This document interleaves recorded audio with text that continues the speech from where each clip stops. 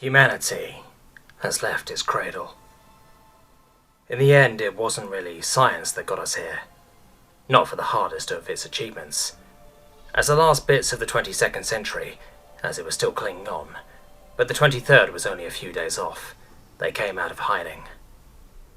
The members humanity had always went to, in the hardest moments of their lives, only as a last resort because they feared them and hated them, for they had power. The witches turned up. As the moon came up and people began watching all over the world as the century went on its last walk, people all around the world felt a tug. They sat in front of every piece of technology that had a way of showing them something. Some were watching through their implants, hard option, others just in front of televisions. The ones that couldn't really get any more advanced for lack of new technology. That is where we saw them first. At the forefront of the harshest jump of humanity as a whole, nearly every member of our race has just sat down everything they were doing, and they watched as the 7 robed figures slowly approached the screens. After getting a bit closer, they discarded their hoods, and everyone got confused at first as it came into view that they were all teenagers. It nearly broke the spell, and it would have made a huge bang worldwide. How could a few teenagers get into every single piece of technology, from a random radio that was considered a relic, up to the newest quantum computing technology? As they started speaking, all at once, it became strange. Everyone only heard a single person talking. Not the same one, but all of them, only a single member of the 7 teenagers. They told us how they were here as the gods of old.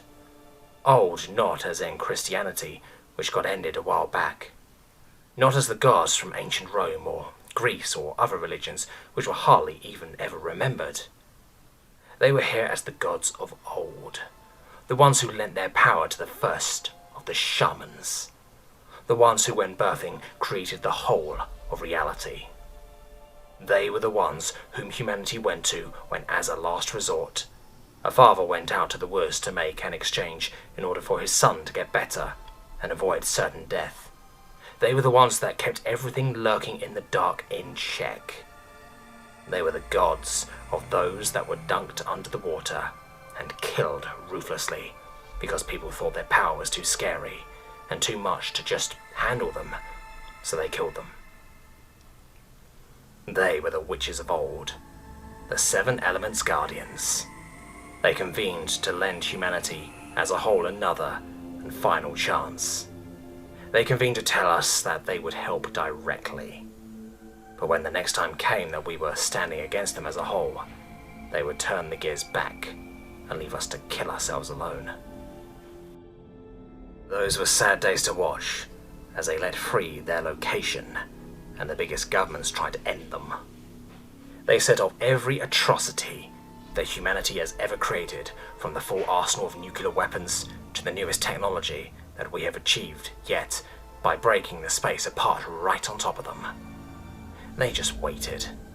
They stood there as a circle when our race's most monstrous, most vile achievements were raining fire upon them. They stood against weapons capable of breaking a planet into molecules. And as the last of the bombs, the last charges of our atrocities came to an end, they stood as one.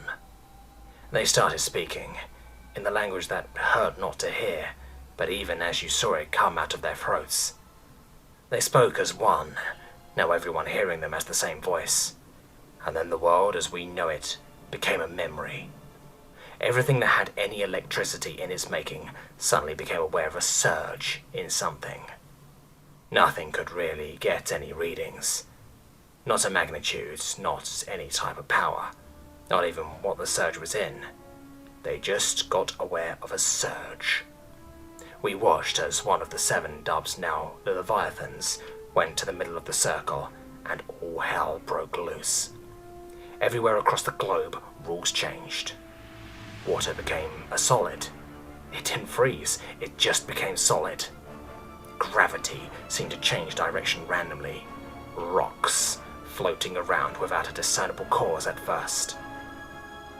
At the end, they floated into place in a formation in which one stone was placed over the northern and southernmost points, as well as 4 arranging themselves over the middle line in a rectangular formation.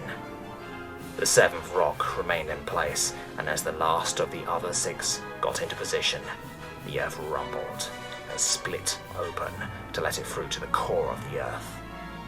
The rocks then started glowing in different colors, and in the span of seconds, they got connected with thin lines of pure energy.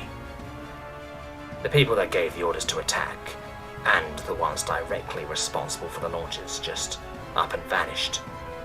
Everyone that tried to hurt them being gone in the span of a single heartbeat.